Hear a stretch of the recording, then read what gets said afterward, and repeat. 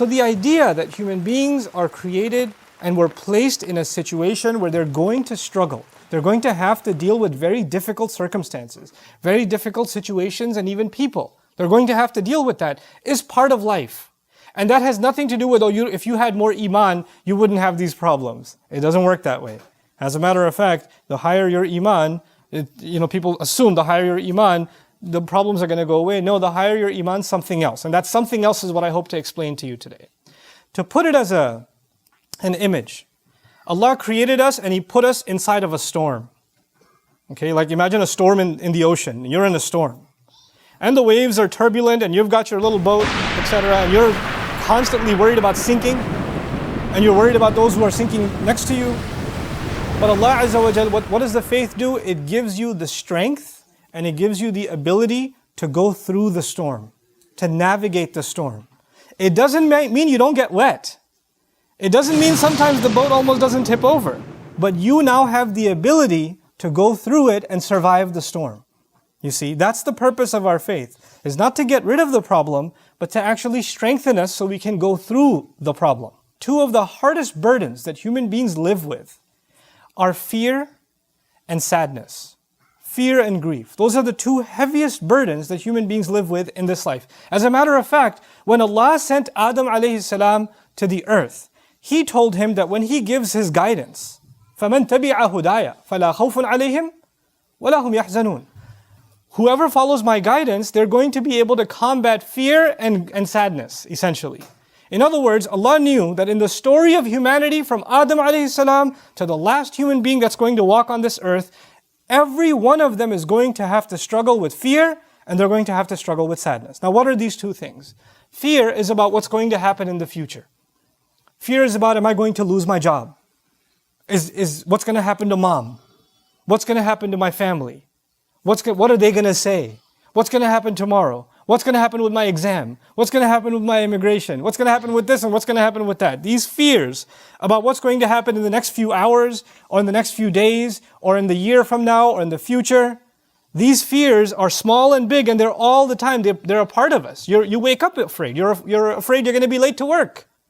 You're afraid that you forgot about some task that you had to do or the time's running out. Small fears, big fears. But fear is a constant part of life. It's always there. And what you're afraid of, let's say a student is afraid of failing an exam. Up until the moments of the exam, there's fear, the heart is pounding. And they take the exam. And then unfortunately they get the result that they failed. And when they fail, there's no more fear, there's now sadness. I mean, there's fear of what your dad's going to do to you, but there's sadness mostly. Right? Now there's sadness about what happened already. So fear is about the future and sadness is about the past. What already took place in the past. And just because it's in the past, you don't get to tell someone, well, it's in the past, get over it. It's done now. You should move on with your life. No, you and I are not in any position to tell anyone that they no longer have the right to feel sad anymore. Our Messenger sallallahu alaihi wasallam continued to feel the sadness of the absence of Khadija radiallahu ta'ala anha for years. For years. Feeling sad is not a sign that you don't have enough faith. He has the greatest faith of all, and yet he carries sadness. Yaqub alayhi salam lost his son Yusuf alayhi salam. And he carries a great amount of sadness. So much so that he cries so much, ibiyaddat aynahu. His eyes turned white.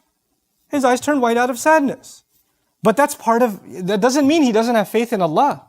He doesn't actually have that. And as a matter of fact, he would only cry of his fear and cry of his grief and his sadness to Allah. إِنَّمَا أَشْكُو بَثِّي وَحُزْنِي إِلَى اللَّهِ. I've given khutbah to you about that before. But today I want to talk to you about an extreme case of fear and sadness first. And that's the mother of Musa alayhi salam. I can't think of a more extreme case of a woman who had to do something so incredibly unthinkable. She knows that any minute from now, soldiers are going to break her door and they're going to kill her baby in front of her own eyes. For a mother to imagine the murder of her own newborn baby. Unthinkable. And the only idea she had that Allah put in her is you need to put your child in a basket and put that basket, alqihi fil yam, throw it into the river. It's not even nicely, gently put it into the river. Ilqa is to throw. Now when you throw something in a river, the river is moving water. When you throw something in a river, it can flip. It's also the case that a basket may not necessarily float. It may get water inside. It may hit a rock. There are animals inside the water. There are all kinds of things. As a matter of fact, when I used to teach the story a long time ago, I used to give the example, when you see a child go even 2 feet near a swimming pool, not even the deep end, the shallow end, a mother will go crazy. She'll drop everything and push people out of the way and grab her baby. There are women that give their babies a bath, in the tub, and they put the water this little. And the baby's like, come on, no, too dangerous. This much is you'll drown. I can't even fit my head in. No, not going to let you. There's a fear. And this mother has to take her newborn. He can't even crawl yet. He can't even do that yet. And she has to throw this thing into the water. Can you imagine the kind of fear this woman has in her heart when she does that? And when she does that, she can't even look at it and can't even cry and scream, my baby, my baby. She can't do that. Because if she does that, the soldiers will know one survived. And they'll go after him and kill him. So she has to not even if she looks, she has to look from the side. And then this water is not standing still, it's moving. So this basket is slipping away from her sight to the point where she doesn't even know what happened to it. She has no idea what's happened to it. And now she's living with this incredible, overwhelming sadness. What have I just done? What's going to happen to my baby? And in those moments, Allah Azza wa Jal told her, لا تخافي ولا تحزني. Don't be afraid. Don't feel sadness. And even though she still felt afraid, and she still felt sadness, what we're learning in these ayat is Allah will help you overcome not being drowned by fear and not being drowned by sadness. He can let you navigate those two feelings. Those two feelings are very powerful. They're enough to drive someone mad. They're enough to drive someone to the point where they don't want to live anymore. It can be that powerful. And yet Allah can give you the strength to overcome what you and I don't have the strength to overcome. This mother, like no other mother, could stand doing that and survive. So Allah says, وَأَصْبَحَ فُؤَادُ أُمِّ مُوسَى فَارِغًا. Musa's mother's heart was, you can think of the imagery as it was bleeding out. It was emptying out. It's like her heart was exploding. إِن كَادَتْ لَتُبْدِي بِهِ. She was on the verge of just screaming out, that's my baby, I want my baby back. She was on the very verge of it. She couldn't hold it in. لَوْلَا أَرَّبَطْنَا عَلَىٰ قَلْبِهَا.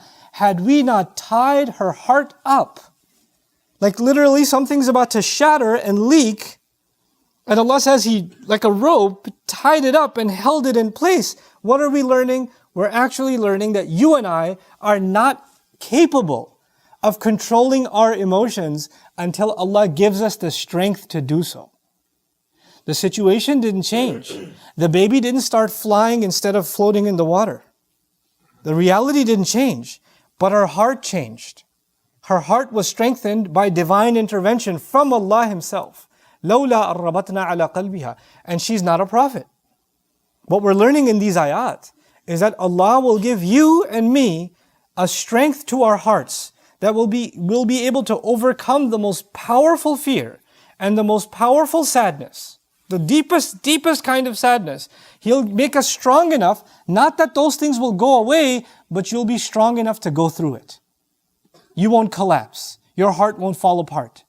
And He says all of this, لِتَكُونَ مِنَ الْمُؤْمِنِينَ, so she may be from those who truly believe. She could truly hold on to faith. She won't ever accept that my baby drowned. She won't accept that. She'll hold on to her faith, she'll hold on to hope. As a matter of fact, in this ayah, for her to be a believer actually is the same as for her to be hopeful.